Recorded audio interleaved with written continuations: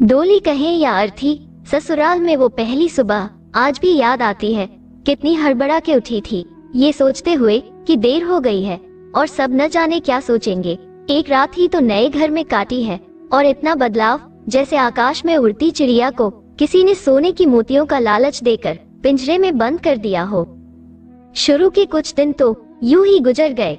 हम घूमने बाहर चले गए। जब वापस आए तो सासू माँ की आंखों में खुशी तो दिखी, लेकिन बस अपने बेटे के लिए ही दिखी। मैंने सोचा शायद नया नया रिश्ता है, एक दूसरे को समझने में देर लगेगी, लेकिन समय ने जल्दी ही एहसास करा दिया कि मैं यहाँ बहू हूँ, जैसा चाहूँ वैसे नहीं रह सकती।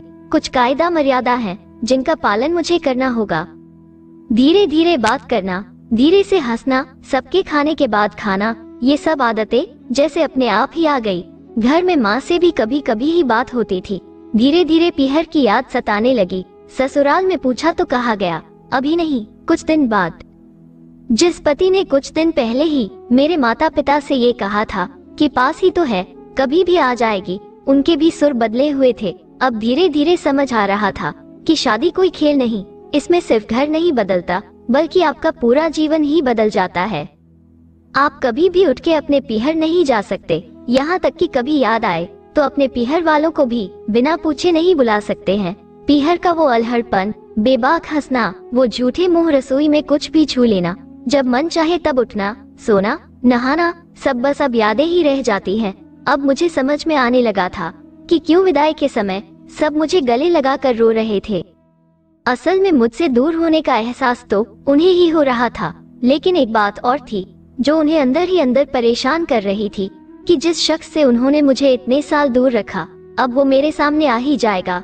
पापा का ये झूठ कि मैं उनकी बेटी नहीं बेटा हूँ, अब और दिन नहीं छुप पाएगा। उनकी सबसे बड़ी चिंता ये थी, अब उनका ये बेटा जिसे कभी बेटी होने का एहसास नहीं कराया था, जीवन में इतने बड़े सच को कैसे स्वीकार करेगा। माँ को चिंता थी कि उनकी बेटी ने कभी एक गिलास पानी का नहीं उठाया, तो इतने बड़े परिवार की जिम्मेदारी कैसे उठाएगी।